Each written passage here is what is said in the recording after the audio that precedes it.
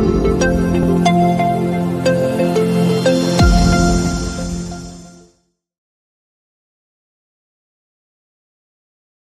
Friends, welcome to SPR media. Hindupuram Lok Sabha నియోజకవర్గం ఆంధ్రప్రదేశ్లోని 25 లోక్సభ నియోజకవర్గాలలో ఒకటి.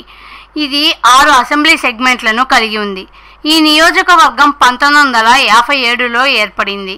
2019 నాటికి ఈ నియోజకవర్గం పరిధిలో మొత్తం 14,46,496 మంది ఓటర్లు ఉన్నారు. హిందూపురం లోక్సభ నియోజకవర్గం విషయానికి వస్తే టీడీపీ ఆవిర్భావం నుంచి హిందూపూర్ అసెంబ్లీ సెగ్మెంట్లు ఆ పార్టీకి కంచుకోటగా నిలిచాయి. టీడీపీ ఇక్కడ 9 సార్లు విజయం సాధించింది. అలాంటి టీడీపీ కంచుకోటలో పాగా వేసిన వైసీపీ మరోసారి అదే సీన్ రిపీట్ చేయాలని భావిస్తుంది. గత పార్లమెంట్ ఎన్నికలలో గెలిచిన వైసీపీ అభ్యర్థి గోరంట్ల మాధవ్ ప్రస్తుతం ఈ నియోజకవర్గం యొక్క సిట్టింగ్ ఎంపీగా ఉన్నారు.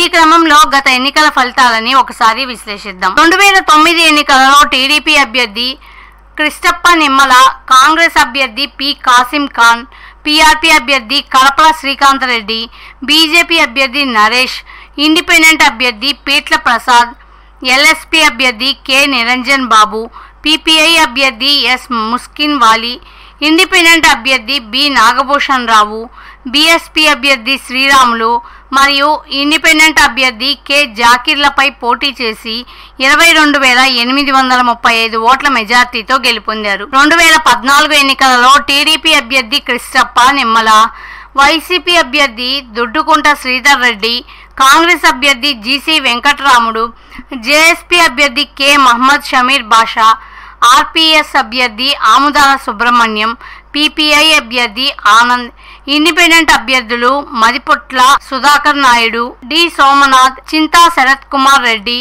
అప్పిరెడ్డి గారి కొండారెడ్డి, కె పెద్దారెడ్డి, అసదుల్లా కేఎం లపై పోటీ చేసి 97,325 ఓట్ల మెజార్టీతో గెలుపొందారు.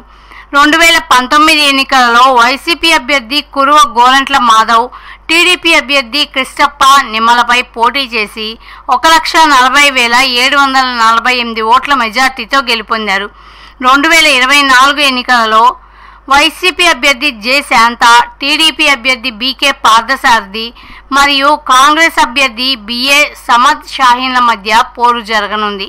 ప్రజాస్వామ్యం వర్ధిల్లాలన్నా, మన జీవితాలు తలరాతలు మారాలన్నా అది కేవలం ఒక్క ఓటుతోనే సాధ్యం. మనం వేసే ఓటు మన భవిష్యత్తును, రాబోయే తరాల మనుగడను నిర్ణయిస్తుంది. అంతేకాదు, మన ఓటుతోనే నవ సమాజం నిర్మితమవుతుంది, ఇంకా దేశ దిశ దశను మారుస్తుంది. ఓటు అనే 2 అక్షరాల పదం దేశ చరిత్రనే మార్చేస్తుంది. కేంద్ర ప్రభుత్వం జనవరి 25ను జాతీయ ఓటర్ల దినోత్సవంగా ప్రకటించింది. కుల, మత, ప్రాంత, లింగ, జాతి, భాష అనే భేదం లేకుండా దేశంలో నివసించే 18 సంవత్సరాలు నిండిన పౌరులు అందరికీ భారత రాజ్యాంగం ఆర్టికల్ 326 ద్వారా ఓటు హక్కును కల్పిస్తుంది. ప్రజాస్వామ్యాన్ని గౌరవించాల్సిన బాధ్యత ప్రతి పౌరుడిపై ఉంది. ప్రజాస్వామ్యానికి ఓటే పునాది. దేశ, రాష్ట్ర భవిష్యత్తును నిర్ణయించేది ఈ ఓటే. అలాంటి ఈ ఓటును డబ్బుకు, మద్యానికి అమ్ముకోకుండా భారత ప్రజాస్వామ్య పరిరక్షణ కోసం ప్రతి ఒక్కరూ